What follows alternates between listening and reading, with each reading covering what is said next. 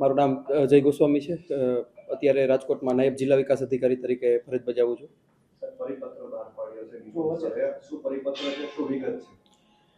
ગઈકાલે ડીડીઓ સાહેબની સહીથી એક પરિપત્ર થયેલો છે, જે અંતર્ગત ગ્રામ્ય કક્ષાએ અમુક અરજદારોને પ્રતિનિધિ મહિલાને બદલે એમના વતી બીજા કોઈ અન્ય વ્યક્તિઓ સાંભળતા હોવાની ફરિયાદ છે અમને મળેલી હતી. અને આવી ફરિયાદો ઘણી વખત આવતી હોય છે કે ભાઈ અરજદારોને સાંભળવામાં જે વ્યક્તિ છે એમને બદલે બીજા કોઈ વ્યક્તિ સાંભળે છે.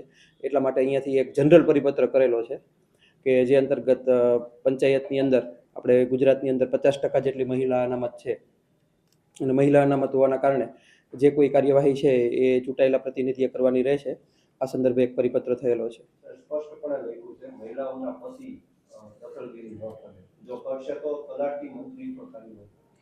પરિપત્રની અંદર જે જોગવાઈઓ છે પંચાયત ધારાની, એમની મિટિંગોની, એમને લગતી જે અન્ય કાર્યવાહીઓ છે એમની, એના સંદર્ભે એક સૂચના આપેલી છે. અને આવી સૂચનાઓ છે ગુજરાતની અંદર ઉપરથી અને આપણે જે વારંવારના પરિપત્રો થતા હોય છે એમાંથી પણ આપવામાં આવેલી છે. અન્ય જિલ્લાઓમાં બનાસકાંઠાની અંદર પણ આવા પ્રકારનો પરિપત્ર એક છે થયેલો છે ને મારા ધ્યાનમાં છે. સાહેબ, કઈ રીતે અમલવારી આની આવે? કાર્યવાહી શું કરવાની? કાર્યવાહી એ જ છે કે જે વ્યક્તિ ચૂંટાયેલ છે, બરાબર, આપણે 50% જેવી મહિલા અનામત ગુજરાતની અંદર જે આપવામાં આવેલી છે, ભારતની અંદર વન ઓફ ધી હાઈએસ્ટ છે.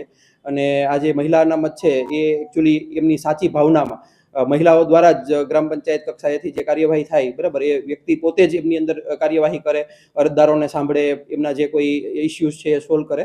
આ પરિપત્રની મૂળ ભાવના છે.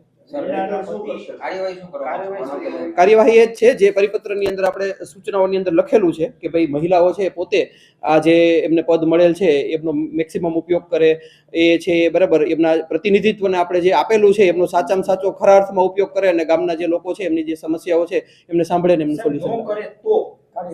આપણે આમની અંદર પરિપત્રમાં સૂચના આપેલી છે કે જો ભાઈ કોઈ વૈધાનિક ડ્યુટીની અંદર, બરાબર, વૈધાનિક પ્રક્રિયાની અંદર કોઈ પણ વ્યક્તિ છે એ આવી રીતે ભાગ લે અથવા તો એવી કોઈ વૈધાનિક પ્રક્રિયાની અંદર, બરાબર, એમનું ઇન્વોલ્વમેન્ટ હોય તો એમની સાથે આપણે કાયદેસરની કાર્યવાહી કરવા માટેની સૂચના પરિપત્રમાં જ આપેલી છે.